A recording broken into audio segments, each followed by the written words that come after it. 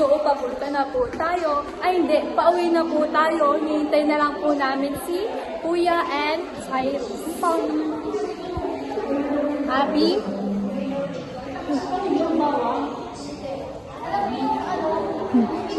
Kita niyo? Pasi, nagba-Bible study po sila. Bible study.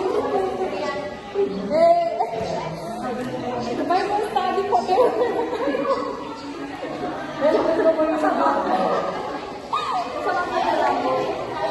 Yan po.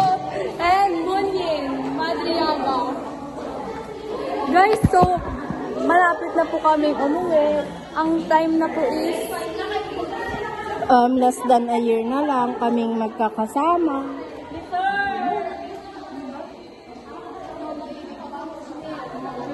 ano daw? Ano daw? Sakit daw dito niya.